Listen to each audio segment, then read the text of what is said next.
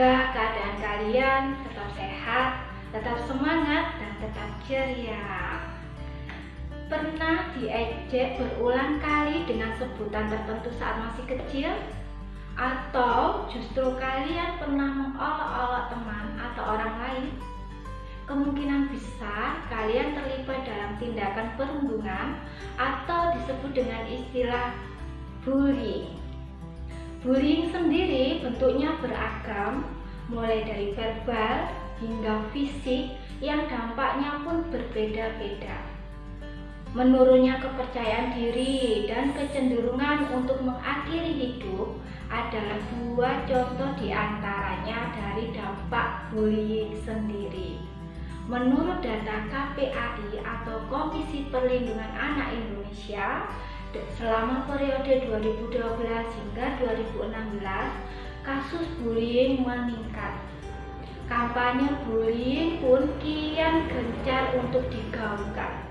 Nah, sekarang kembali kepada kalian dan kita semua, mau meneruskan kebiasaan mengolok-olok atau menjadi penggerak untuk menghentikan aksi bullying tersebut.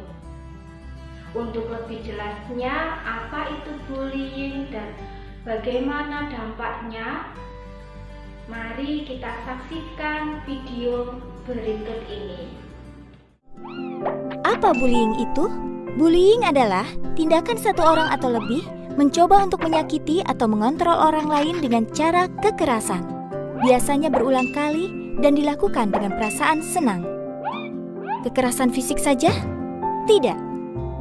Bullying secara verbal dapat berupa julukan nama, celaan, fitnah, kritikan kejam, penghinaan sosial budaya atau sara, dan sosial ekonomi.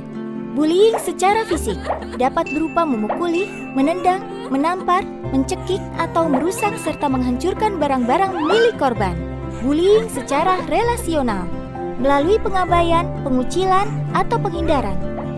Apakah bullying cuma terjadi di dunia nyata? Tidak. Ada pula di dunia maya, yaitu cyberbullying. Cyberbullying atau bullying elektronik merupakan bentuk perilaku bullying yang dilakukan pelakunya melalui sarana elektronik seperti komputer, handphone, internet, website, chatting room, email, SMS, dan sebagainya. Bullying tidak hanya antar siswa, tapi bisa juga dilakukan oleh siswa kepada guru atau tenaga kependidikan lainnya sebagai korbannya. Atau sebaliknya, oleh guru atau tenaga kependidikan lainnya kepada siswa sebagai korbannya. Dari 2011 sampai Agustus 2014, KPAI mencatat 369 pengaduan terkait masalah tersebut. Antara tahun 2002 sampai 2005, telah terjadi 30 kasus bunuh diri dan percobaan bunuh diri menimpa korban bullying dengan rentang usia antara 6 sampai 15 tahun. Sekolah di Indonesia darurat bullying. Setidaknya 50% bullying terjadi di dalam ruang kelas.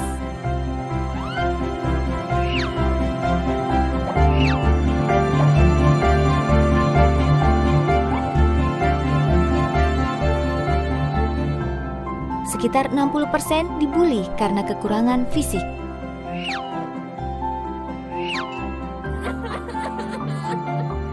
Sekitar 80% menonton, menyoraki, atau bahkan ikut membuli. Hanya sekitar 20% yang membela bila ada kawan yang dibuli. Apa saja gejala yang bisa terdapat pada pelajar yang menjadi korban bullying? Menganggap sekolah sebagai tempat yang tidak menyenangkan dan cenderung enggan ke sekolah. Mengalami penurunan nilai dan prestasi belajar. Sering terdapat barang miliknya rusak atau hilang. Cenderung sulit untuk berteman dengan teman baru. Memiliki tanda fisik seperti memar atau luka.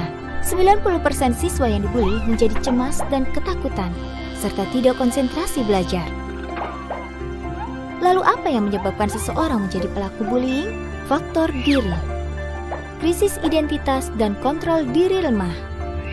Faktor keluarga, anak-anak yang terbiasa mendapat perlakuan kasar dari orang tuanya, tanpa sadar dia akan meniru dan menerapkan sikap kasar dalam perilakunya sehari-hari. Faktor lingkungan, budaya kekerasan dalam kelompok pergaulan. pengaruh terpaan kekerasan melalui film, games, dan sebagainya.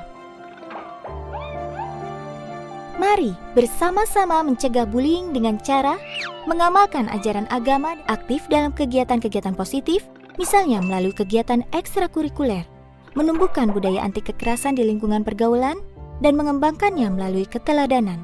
Mari bersama mencegah bullying, dimanapun, oleh siapapun, dan kepada siapapun. Tahukah kamu apa dampak dari perbuatan itu?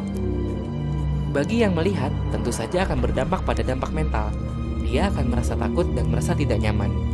Bagi pelaku, biasanya akan mendapat sanksi bertahap dari orang tua, pihak yang berwajib, atau di persidangan, dan bisa sampai akhirnya di penjara.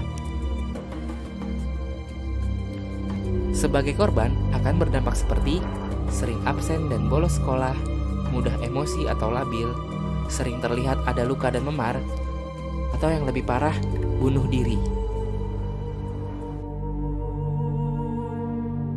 Apakah kamu siap menerima semua perlakuan itu? Karena jalan kalian masih panjang untuk sebuah kebaikan. Stop kekerasan di sekolah. Nah, setelah kalian menyaksikan dan menyimak video tersebut, kita tahu apa itu bullying hingga dampaknya. Tanpa disadari, sampai hari ini pun kita pernah mengalami yang namanya bullying. Benar apa tidak? Yuk sekarang ajak teman, keluarga, katakan untuk tidak pada bullying atau tidak pada kekerasan.